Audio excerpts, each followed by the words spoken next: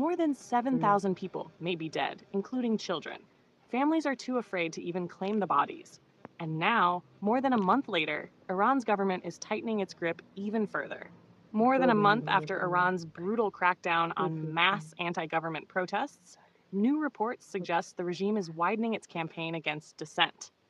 According to US-based human rights groups, nearly 7,000 protesters have been killed, including more than 150 children.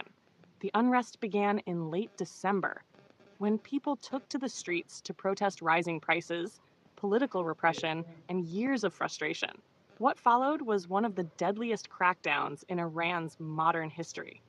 In recent days, there have been clear signs of a renewed wave of repression. Several leading members of the reformist movement have been arrested in their homes. Nobel Peace Prize laureate Narges Mohammadi, already in prison, has now been given an additional 6-year sentence. Iranian authorities insist the unrest was caused by rioters, troublemakers, and terrorists. They acknowledge incidents of arson, including the burning of buildings and mosques, but protesters say these were political symbols of the regime, not random acts of violence.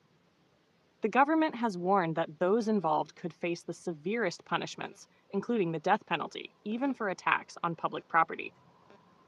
For the first time since the protests, the BBC has gained limited access inside Iran. Chief international correspondent Lys Doucet is reporting from Tehran under strict conditions imposed on all international media. As Iran marks 47 years since the Islamic Revolution, the streets are filled with flags, lights, and banners. But behind the celebrations, the mood feels heavy. People speak of deep pain and fear, and of struggling to afford even basic food as the cost of living continues to rise.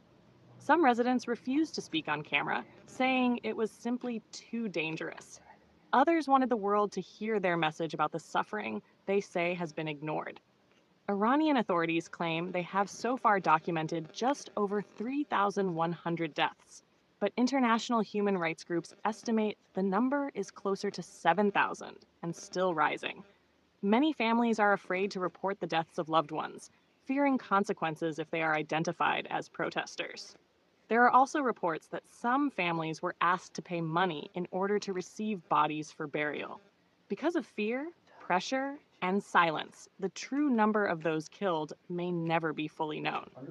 As the anniversary commemorations come to an end, Iran's supreme leader has called on supporters to turn out in large numbers, and millions are expected to take part. The authorities say this shows they still have a strong base of support, but many others will stay away, waiting instead for the 40 days of mourning, a Shia Muslim tradition to honor those who lost their lives in the latest wave of unrest. Iran's leaders are projecting strength, but beneath the surface, the country is facing one of the most serious challenges in its history.